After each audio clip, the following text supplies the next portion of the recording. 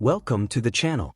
In today's presentation, we're exploring the technological evolution of stainless steel. What came before stainless steel?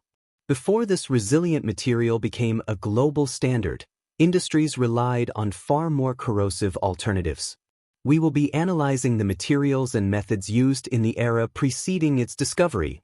What came before stainless steel? The origins of iron as a transformative material can be traced to the Iron Age, around 1200 BC.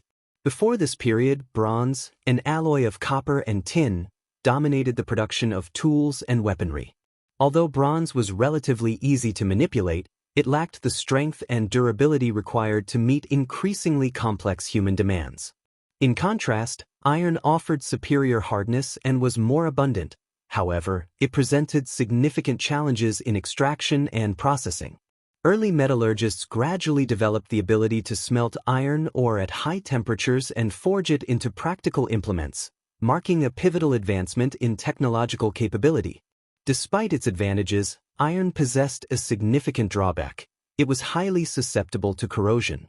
Although ancient societies did not understand oxidation in chemical terms, they observed that iron exposed to air and moisture would gradually deteriorate, becoming brittle and flaky. This phenomenon, now understood as oxidation, plagued iron tools and structures for centuries. Nevertheless, iron remained indispensable due to its strength and widespread availability. It was extensively used in tools, agricultural equipment, weaponry, and eventually in architectural applications. In the long run, different forms of iron were developed. Wrought iron, produced through repeated heating and hammering, had much of its carbon content removed. This made it more ductile and less brittle, making it suitable for applications such as nails, chains, and railings, although it remained vulnerable to rust. Another form, cast iron, contained a higher carbon content, resulting in a material that was extremely hard but also brittle. Cast iron found widespread use in construction, piping, and cookware, yet the issue of corrosion persisted. The development of steel marked a further advancement. Steel is essentially an alloy of iron with a small amount of carbon, resulting in a material that combines strength with flexibility. However, reliable steel production did not emerge immediately. For centuries, it remained a labor-intensive process carried out by skilled artisans in small quantities. Techniques varied across regions. In ancient India, for example, the production of wood steel became renowned for its strength and distinctive patterns, later inspiring Damascus steel used in Middle Eastern sword-making. Meanwhile, in China, metallurgists advanced the production of cast iron and refined methods for controlling carbon content. In medieval Japan, swordsmiths developed sophisticated folding and forging techniques to produce high-quality steel blades. Before the invention of stainless steel, corrosion remained one of the most persistent challenges associated with iron and steel. Exposure to air and moisture caused gradual degradation, affecting everything from weapons and tools to bridges and infrastructure. For centuries, engineers and scientists have attempted to address this issue through coatings and alloying techniques, but these efforts have yielded limited success. By the late 19th and early 20th centuries, industrial expansion created an urgent need for a corrosion-resistant material, particularly in sectors such as shipbuilding, railways, and domestic manufacturing. It's essentially an alloy of iron with a small amount of carbon, resulting in a material that combines strength with flexibility. However, reliable steel production did not emerge immediately. For centuries, it remained a labor-intensive process carried out by skilled artisans in small quantities. Techniques varied across regions.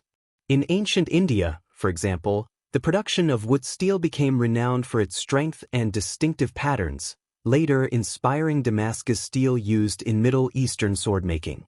Meanwhile, in China, metallurgists advanced the production of cast iron and refined methods for controlling carbon content. In medieval Japan, swordsmiths developed sophisticated folding and forging techniques to produce high-quality steel blades. Before the invention of stainless steel, corrosion remained one of the most persistent challenges associated with iron and steel. Exposure to air and moisture caused gradual degradation, affecting everything from weapons and tools to bridges and infrastructure. For centuries, engineers and scientists have attempted to address this issue through coatings and alloying techniques, but these efforts have yielded limited success. By the late 19th and early 20th centuries, industrial expansion created an urgent need for a corrosion-resistant material, particularly in sectors such as shipbuilding, railways, and domestic manufacturing.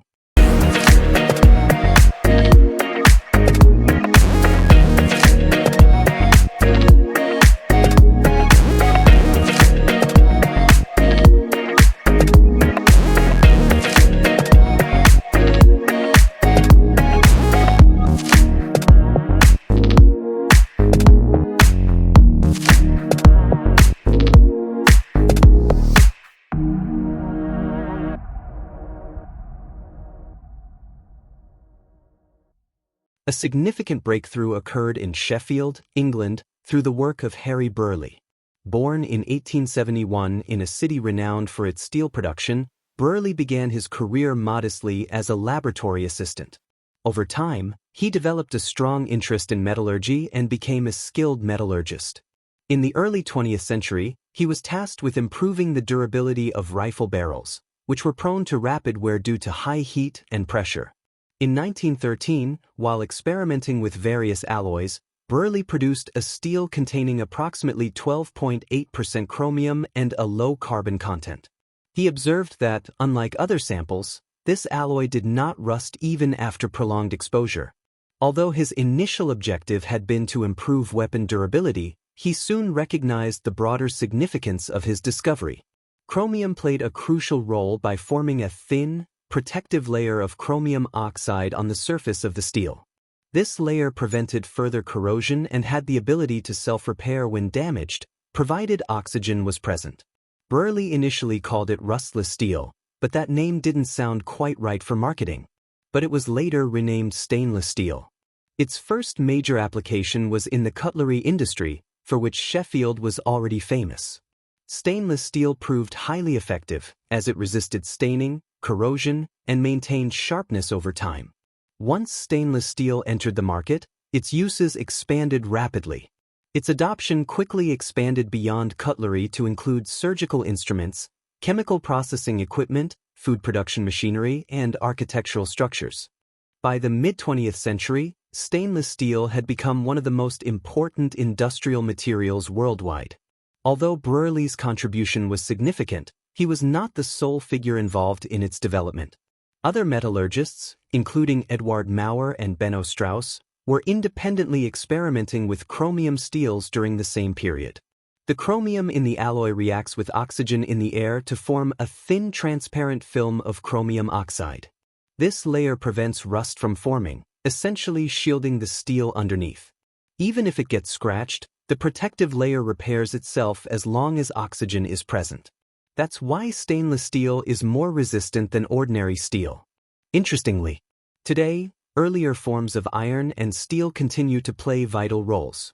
Wrought iron structures still exist in historic settings, cast iron remains present in older infrastructure, and carbon steel is widely used due to its strength and cost-effectiveness. Stainless steel did not replace these materials entirely. Rather, it complemented them by providing a reliable solution for applications where corrosion resistance is essential. Thank you for joining us on this journey today. If you enjoyed this video, please don't forget to like, subscribe, and comment. We'd love to hear your thoughts in the comments below, so stay tuned for our upcoming features. We'll see you in the next one.